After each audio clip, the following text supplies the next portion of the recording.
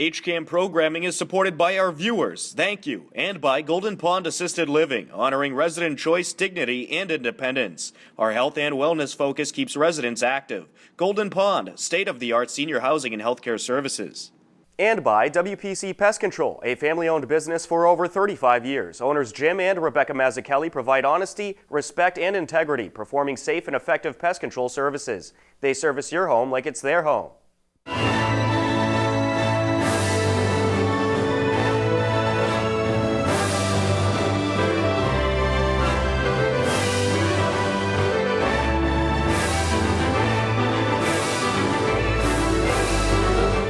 Welcome to HCAM News. Tom Nappy at the anchor desk to keep you up to date with everything you need to know about Hopkinton.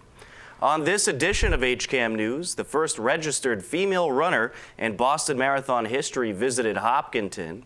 Girl Scout Juliana Lucas made a video regarding parking safety at Hopkinton Middle School for her Silver Award video. And Matt Clark will let you know what to expect on the HCAM channels with our HCAM Insider. But first, here are some happenings in town you should know about. The school committee has chosen a name for the new elementary school building currently in progress at 129 Hayden Rose Street. They sent out the following announcement to be shared with the public. Quote, at their meeting on March 16, 2017, the school committee voted to name the new elementary school building Marathon Elementary School. The committee would like to thank everyone who participated in the naming process for this exciting project. The Board of Selectmen public hearing for Greyhound Friends has been postponed and will be rescheduled at a later date. The request came from Greyhound Friends Council. The kennel is currently unoccupied by dogs due to a cease and desist order from the State Department of Agriculture. Director of the shelter, Louise Coleman, has been ordered to stay away from the kennel by the district court, while Greyhound Friends is on trial for animal cruelty charges. The first female registered runner to complete the Boston Marathon, Catherine Switzer, received a warm welcome during her visit to Hopkinton. She made history by becoming the first registered female runner to complete the marathon in 1967.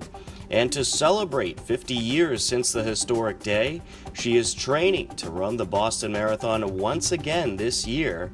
She was recently welcomed by the Board of Selectmen, and they declared Catherine Switzer an honorary citizen of Hopkinton. Wondering what the construction is on Grove Street? Hopkinton Gas is currently removing old storage tanks and replacing them with new ones. They will be closed during the process. Teresa Medeiros will be running this year's Boston Marathon. She is raising funds for the Hopkinton Center for the Arts with the run. She hosted a successful comedy show recently at Scioli's Pizza Bar in Milford to raise funds towards her goal. Catherine Switzer was the first registered female runner to ever run in and complete the Boston Marathon. She completed her first of many and most historic Boston Marathon in 1967, and 50 years later, she is back in Hopkinton and she is getting ready to run the marathon once again. Catherine Switzer was born in Hamburg, Germany in 1947. She is an American author, television commentator, and a marathon runner who will be participating in this year's Boston Marathon. Catherine spoke to Hiller's athletes, including captains and members of the track team, about her experience. I'm Catherine Switzer. I was the first woman to actually wear a bib number in the Boston Marathon in 1967. And I'm in Hopkinton, here at Hopkinton High School, talking to these wonderful kids about how the marathon not only starts here, but how it really started my life in many, many ways.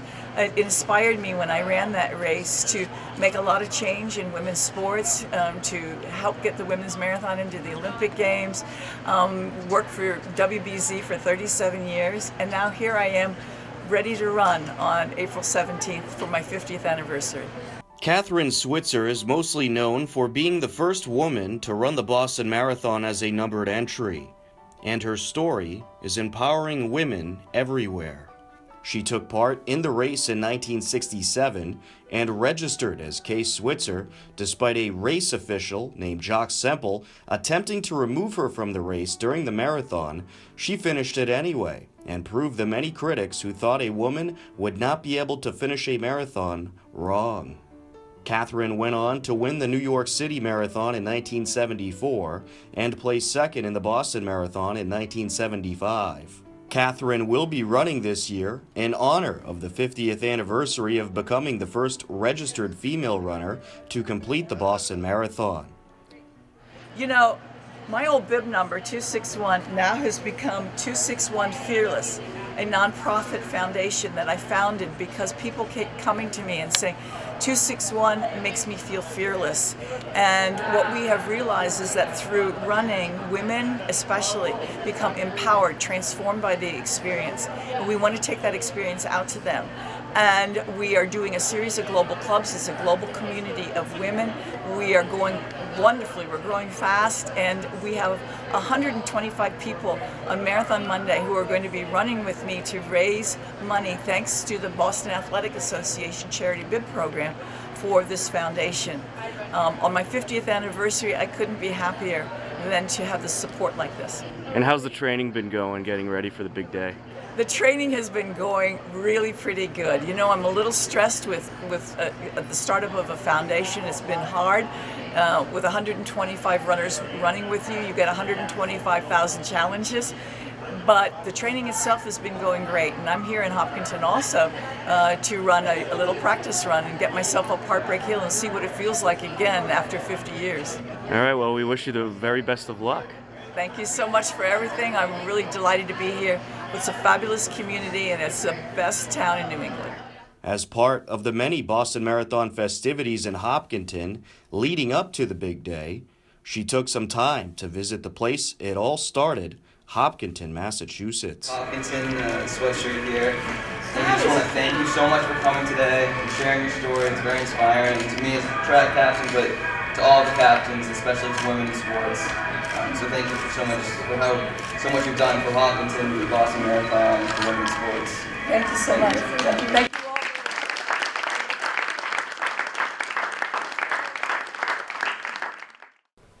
After visiting with student athletes at Hopkinton High School, the first ever registered female runner in the Boston Marathon, Catherine Switzer, received a warm welcome at Hopkinton Town Hall. After visiting with students, Catherine made a trip over to Town Hall to meet with town government officials and also Boston Athletic Association Chief Executive Officer Thomas Grill. The question of women being included in this event and a great many other events is, thankfully, almost a non-issue these days. 46% of the field last year was women. In our other shorter races, it's greater than 50%. When I look generationally at the likes of my children, late 20s, they don't see gender, they don't see race, they don't see religion, they just see other people. And it's the work that I did and Catherine did years ago that got that started. This is something we just named the elementary school, the new elementary school, the Marathon Elementary School. So I don't think there's anybody more that's deserving of my age than you coming out for us. So, well, thank you. You know, I spend a lot of time in this room with my colleagues, John Catino, Claire Wright, and Brendan Tedstone. We're only missing one of the 5 selectmen today, so that is how important you are. We actually have a quorum here. The lawyers will be in touch soon. But thank you all for coming today. This is a great event. As I said, I spent a lot of time here. I spent a lot of time actually running the marathon over the years too. And I generally don't get nervous for stuff like this. But I am nervous today because I'm standing next to Catherine Switzer. And I've heard the story a million times. I watched the video earlier today. It's really cool. It's an awesome story. And we're just so honored to have you in town here today. We're excited for the marathon this year. I'm excited for the marathon this year for different reasons, I think. But you're going to have a great run. You've got some colleagues who are going to help you get all the way into Boston. And you made a huge difference 50 years ago, and you're going to reaffirm that this year. And you're an inspiration to my wife, my daughter, our kids, the children of Hopkinton and the children all across Massachusetts and the country. So welcome, thank you, and best wishes on Marathon Monday. I hope you crack that 5-hour mark. Thank you so much. Thank you. We have something here we'd like to present to you today. This does not come with a tax bill. The town of Hopkinton and the Hopkinton Board of Selectmen do hereby proclaim Catherine Switzer an honorary citizen of Hopkinton, Massachusetts, USA, signed under our hand and seal this 22nd day of March 2017. Brian Herr, Chair, John Catino, Vice Chair, Claire Wright, Todd Sestari, and Brendan Pedstone. Welcome to Hopkinton, and no taxes to come.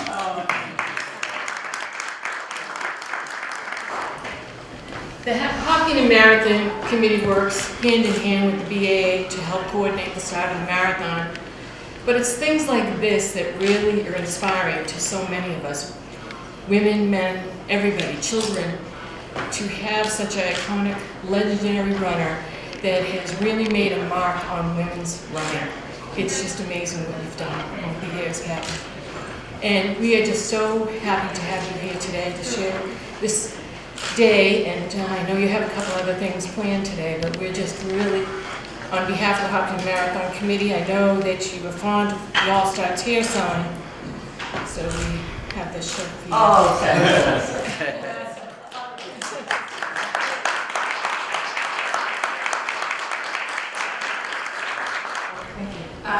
I've run 3 Boston marathons, and it's a gift and a half. It's a standout for one of the highlights of my life, and I thank you for that and the role that it played in my daughter's lives to watch me do this, and it's inspired them and made them, I think, see what's possible and not even think that a female can do that. And the reason that I'm here, Tim asked me to be. My daughter is a freshman in college at Marist, but she's doing her year abroad in Florence, Italy. And she's an artist and a fashion design major. Oh, how beautiful, the Sitco sign. The Sitco sign, a mile from the finish. Oh, and there's Hopkinton All-Stars. This is beautiful. This is beautiful. So this year is the year I'm going to run to celebrate that 50th anniversary. It's grown, thanks to the BAA, into something much bigger with 261 Fearless. But it's going to be an astonishing experience. It is. The marathon is always an astonishing experience. Again, from the bottom of my heart, it's a journey.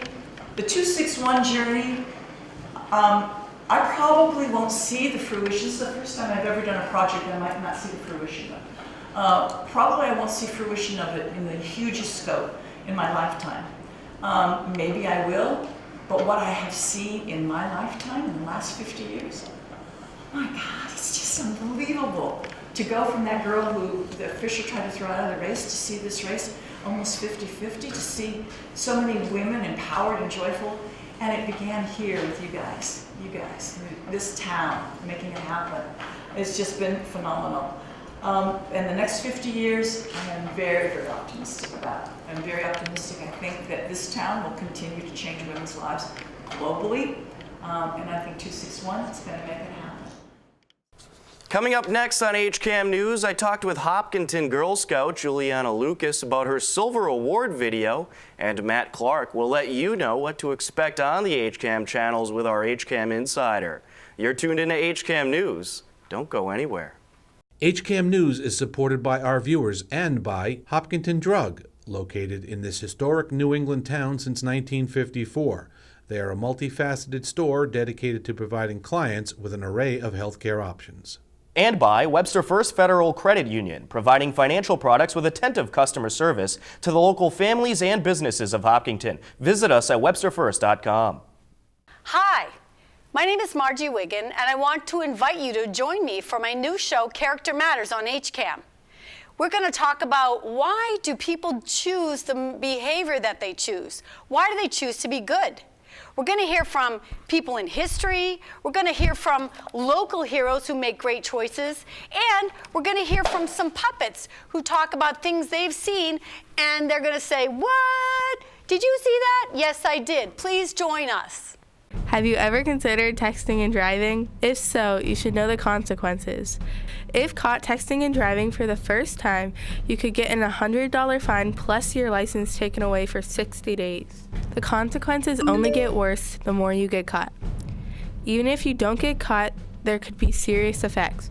You could get into a car accident and hurt yourself or someone else. Texting and driving is a very dangerous combination, so stop before this happens to you. You're tuned into HCAM News. Tom Nappy here with Juliana Lucas. And Juliana, I understand you just completed a Girl Scout Silver Award video. Yes. Can you explain what the Girl Scout Silver Award video is and what the video is all about? So the Girl Scout Silver Award is an award given from the Girl Scout Association to a Girl Scout for making an impact in their community that's sustainable and helps kind of everyone in the community, depending on what it is. Like for mine, it was staying safe and making sure everyone followed the rules. It's different for everyone, but it just has to be sustainable and have a positive impact on the community. And mine was about the safety of the parking lot at the Hopkinton Middle School, and it was mainly just about making sure everyone followed the rules and staying safe, so there would be no conflicts or accidents in the parking lot, and everything would just flow smoothly. So what encouraged you to pick this topic? Did it have to be a topic relating to schools, or was it just something that you saw a need for and that's why you chose it? It could be anything in your community. So at the beginning of 7th grade, my Girl Scout troop introduced all of us to the Silver Award, and I thought what better than to do something at the middle school. I mean, I have 2 years left. It has to be completed by 8th grade. So I decided to work on the middle school, so me and my mom started brainstorming things that could be improved on, and since she drops me off every day, we decided on the parking lot because she and her friends kind of notice things in the parking lot that aren't safe and that people don't follow the rules, so she had some background knowledge on that, and then me as a student getting out in the busy parking lot every day, we just thought that it would be the perfect thing to make a video on and just like help everyone out. Excellent. And I watched the video, and I especially saw that it's good for the new parents and the new students coming in. How long did it take you to make the video? Well, we filmed for one entire day, like half an hour in the morning, half an hour in the afternoon on a Friday, just so we could get people dropping off and picking up, so we can kind of get as much as we need to put in the video.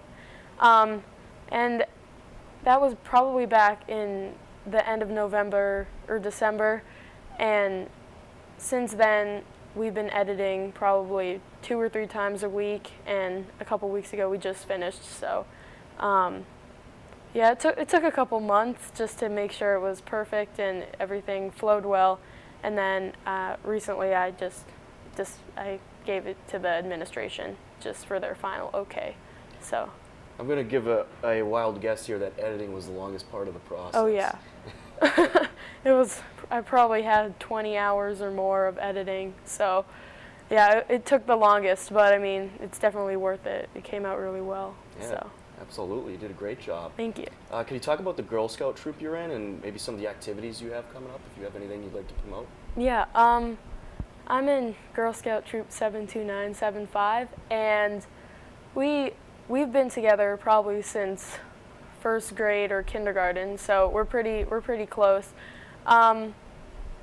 Well, since everyone's just finishing up their silvers, and then we bridge, so in the spring, and we go on fun kind of group activities together. We went whitewater rafting last year, and this year we're going to Zipline Park. And then I think for the gold, you have to raise money and make a big impact on your community, so we're probably going to get together soon and just brainstorm ideas that the state or the town could use that's big enough for a gold. Excellent. Well, best of luck to you. Thank and you. I'm sure you'll do a great job as you did on this video. And without further ado, right now on HCAM News, we'll take a look at the video by Juliana Lucas. It's the Girl Scout Silver Award video, and it regards Hopkinton Middle School parking procedures So without further ado, let's check out the video made by Juliana Lucas. Welcome to the Hopkinton Middle School. Starting middle school is an exciting time with a lot of new experiences for both you and your student. One thing to note is that the Hopkinton Middle School parking lot can be dangerous, particularly during drop-off in the morning and pickup in the afternoon. This brief video will help educate you on the proper procedures in the parking lot and help you navigate it so everyone stays safe. The entrance to the Hopkinton Middle School is located on Grove Street beside the water towers. Your speed when traveling through the parking lot should not exceed 10 miles per hour. At drop-off and pickup, you will drive between the blue lines painted on the pavement. Notice how the path leads around the perimeter of the parking lot and leads you to the side door of the school. During drop-off in the morning, HMS students, teachers, and high school students are all walking or driving in the parking lot. One common mistake made by drivers new to the middle school parking lot is to drive through the rows of the parking lot. This is tempting because the drop-off line can appear to be long, but be assured the line moves quickly. Driving through the rows to cut the line is dangerous for all of the people in the parking lot and causes congestion in the front of the entrance. Everyone is in a hurry, but the safety of the people in the parking lot is our first concern. As the driver, you can help reduce the time in line for everyone by having your student ready to exit your vehicle when you reach the entrance to the school. This is not the time to have a long conversation with your child. Please do not stop on the hash marks painted on the pavement. Teachers are crossing the line of traffic to enter the school. After your student exits your vehicle, look before pulling away from the entrance to make sure there are not any people walking near your car. After drop-off or pickup, you can either proceed to the exit onto Grove Street or turn right towards the high school.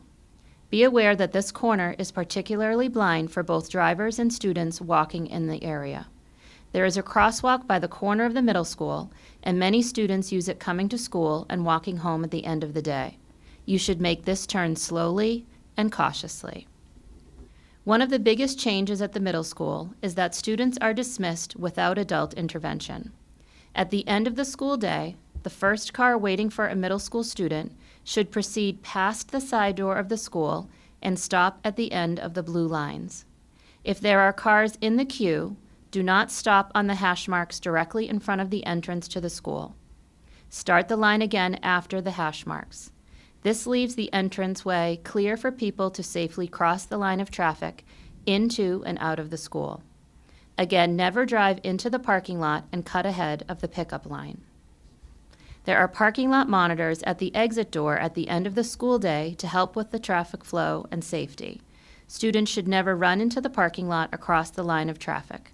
Students should proceed to the right, down the sidewalk to walk home, or along the sidewalk to their left to meet their ride. You can help this by not cutting the pickup line and waiting within the rows of the parking lot. There are common mistakes drivers make in the parking lot. One mistake is to not heed the one-way sign out of the parking lot. When at the intersection, it is very tempting to just turn left and drive really fast into the parking lot, hoping no one sees you. Don't do it. Drivers come to the middle school from the high school, have to exit onto Grove Street, and then re-enter into the parking lot on the other side of the water towers. On early release days, particular caution is needed in the parking lot and around the whole school area. A much larger percentage of students are picked up or are walking. Thank you for your time and attention. The middle school administration welcomes you and your student. The school is a busy place, therefore the parking lot is full of people. When the rules are followed, the parking lot can be safe for everyone. Juliana, the video was great. Nice job. Thank you. All right, thanks so much for coming in today, and hopefully we'll hear from you again soon. Okay, thank you. You can see the full version of the interview with Juliana Lucas and the middle school parking safety video on our website, hcam.tv. It is a very informative video, especially for incoming students and parents of incoming students to the middle school. A whole lot of programming is coming up on the HCAM channels. Standing by to tell you all about it is HCAM's promotions coordinator, Matt Clark. Hello everyone, and welcome to this week's edition of the HCAM Insider. I'm Matt Clark, and here's what's happening this week on HCAM. On Monday, April 3rd at 6:30 p.m., Mary McLeod talks with the Senior Center workers about the forming Senior Caretaker Support Group on a new episode of Senior View. At 7 p.m., Massachusetts songwriters duo Bridge and Davies perform their music on a new episode of Wake Up and Smell the Poetry. On Wednesday, April 5th at 7 p.m., Tom Nappy talks with Catherine Switzer, the first registered female Boston Marathon runner, on a new episode of HCAM News Focus. And on Thursday, March 30th at 7 p.m., the Hopkinton School Committee meeting will air live on HCAM TV. And on HCAM Ed, the 5th, 6th, 7th, 8th, and high school spring concerts will air. And stay tuned for the upcoming Hillers baseball and softball seasons. If you want to know more about all of HCAM shows before they air, then head over to hcam.tv/connect, where you can sign up for our HCAM Insider newsletter. Or if you want to know more about what's happening in Hopkinton, you can sign up for our daily news updates. That's all for this week's Insider. I'm Matt Clark, and as always, thanks for watching. Back to you, Tom. Thank you, Matt. That will just about do it for this edition of HCAM News. Don't forget, you can stay up to date with everything Hopkinton by checking out our website, hcam.tv, as well as our Twitter and Facebook page. Right now on our website, hcam.tv, you can view information about many terrific community events coming up in the very near future, as well as the latest update regarding this year's Hopkinton town election. If you have a Hopkinton-related video, photo, or story idea, I want to hear from you. Email me at news@hcam.tv. With your help, we'll cover even more of our community. For everyone here at HCAM, I'm Tom Nappy. We leave you now with the current community listings and upcoming government meetings. Take care, and as always, thanks for watching HCAM.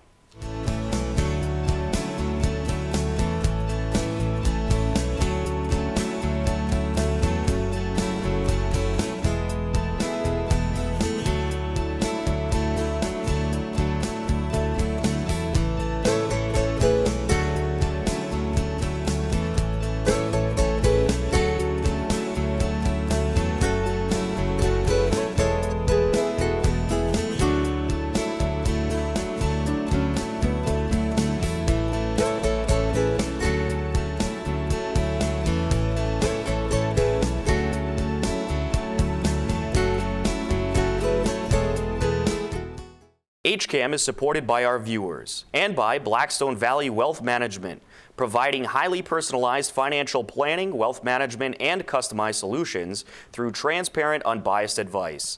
Visit us at blackstonevalleywealth.com.